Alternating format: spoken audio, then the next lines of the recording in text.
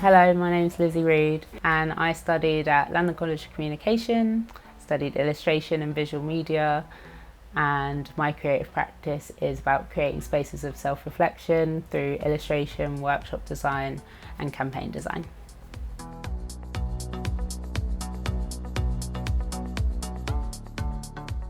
Initially it was more about self-reflection for myself and learning about who I am as an individual, and then it expanded into how do I spread that impact so it reaches more people. So I remember first hearing about IP in a talk by Roxanne, who is the IP practitioner. What Roxanne explained was how IP is so intricately connected to your value as a person, not just as a creative and practitioner, and not just rooted in the work that you produce, but in who you are as an individual, and that all needs to be considered when we're talking about intellectual property. When I was first at UAL, it was something that never even crossed my mind until this point. I manage my IP by using contracts.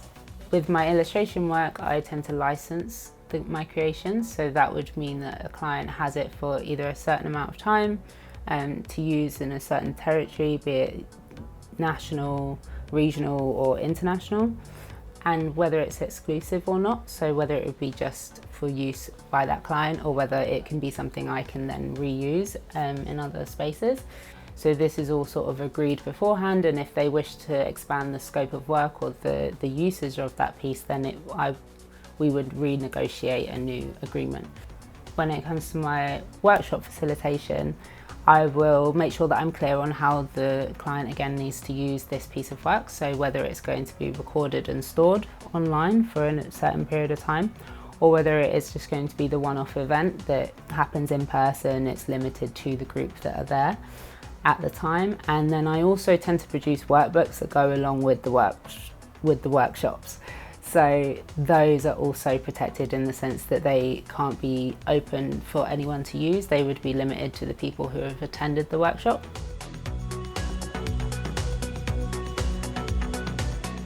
Understanding how IP works within my practice has just benefited me hugely.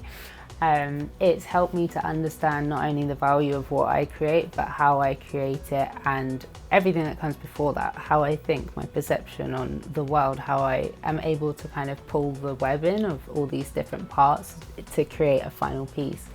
And I think if I hadn't looked into IP or I hadn't educated myself on IP, then it's very hard to realise that there's so much more than just the initial idea and the creative output. What you're protecting is more than just the idea and the outcome, it's how you do it. And it's why you as an individual have been chosen to do this project.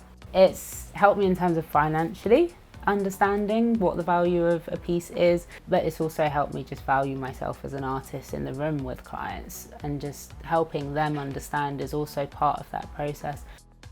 As soon as you kind of tap into that inner purpose of what is the thing that really drives me and who are the people that I can help who are either by my side or within my reach, the easier you'll find it to defend and protect and use and spread across the world.